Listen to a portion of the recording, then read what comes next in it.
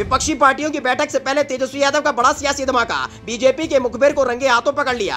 बैठक में बनी रणनीति की मोदी और शाह तक पहुंचाने की जानकारी, लेकिन तेजस्वी यादव ने कर दिया खेल खराब, बाहर का रास्ता दिखाया। सरकार में रहकर बीजेपी का एजेंट बनकर कर रहा था काम, तेजस्वी यादव ने खींच ली कुर्सी, मुंह छिपाकर दिल्ली भाग खड़े हुए।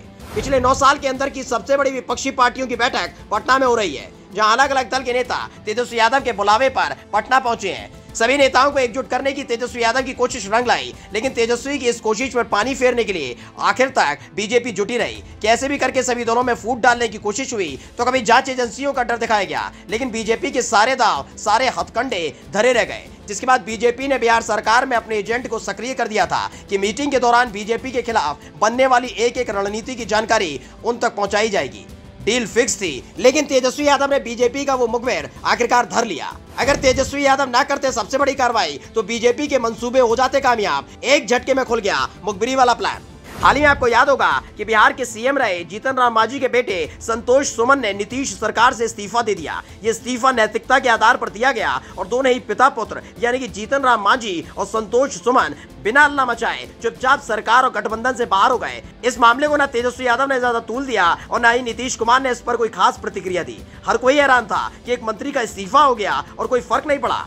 अब अंदर खाने से खबर है कि इस्तीफा तेजस्वी यादव की एक कार्रवाई से बचने के लिए हुआ था, जिसमें जीतन राम मांझी और उनके बेटे संतोष सुमन का राजनीतिक करियर बर्बाद हो सकता था। सम्मान के साथ तेजस्वी यादव के इशारे पर दोनों सरकार और गठबंधन से आउट हो गए। दरअसल अब तक जीतन राम मांझी बीजेपी को कोसते रहे और नीतीश कुमार के साथ खड़े रहने का दावा करते रहे, लेकिन जब उनकी दाल नहीं गली तो गठबंधन से अलग होकर बीजेपी की गोद में जाकर बैठ गए, यानी एक बार फिर से एनडीए में शामिल हो गए। माना जा रहा है कि वक्त रहते अगर जीतन राम मांझी और संतोष सुमन की गतिविधियों के बारे में पता चलता तो सरकार में रहकर बीजेपी को फायदा पहुंचा सकते थे, लेकिन बीजेपी का ये प्लान धरा का धरा रह गया, क्योंकि जैसे ही नीतीश सरकार से संतोष सुमन ने इस्तीफा दिया और गठबंधन से जीतन राम मांझी अलग हुए, उसके एक हफ्ते के अंदर ही बीजेपी से गठबंधन कर लिया। यानी पहले से ही बीजेपी के साथ कनेक्शन था, बातचीत हो रही थी और माना जा रहा है कि ये बात तेजस्वी यादव को पता चल चुकी थी। तभी तो संतोष सुमन ने अपने इस्तीफे की कोई ठोस वजह नहीं बताई कि आखिर कौन सा फैसला बुरा लगा, क्या गलत हुआ, और बड़ी शांति के साथ सरकार से विदाई ले ली। जबकि तेजस्वी यादव की वजह से ही जीतन राम मांझी के बेटे संतोष सुमन का राजनीतिक करियर शुरू हुआ।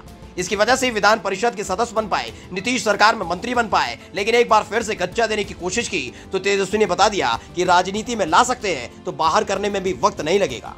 विपक्षी पार्टियों की बैठक से पहले तेजस्वी यादव का बड़ा सियासी धमाका, बीजेपी के मुखबिर को रंगे हाथों पकड़ लिया। बैठक में बनी रणनीति की मोदी और शाह तक पहुंचाने की जानकारी, लेकिन तेजस्वी यादव ने कर दिया खेल खराब, बाहर का रास्ता दिखाया। सरकार में रहकर बीजेपी का एजेंट बनकर कर रहा था काम, तेजस्वी यादव ने खींच ली कुर्सी, मुंह छिपाकर दिल्ली भाग खड़े हुए।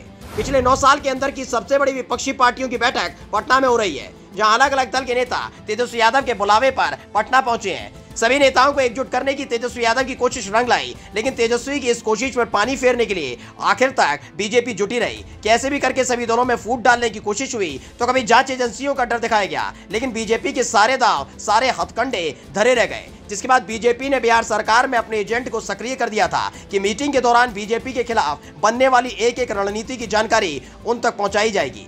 डील फिक्स थी, लेकिन तेजस्वी यादव ने बीजेपी का वो मुखबिर आखिरकार धर लिया।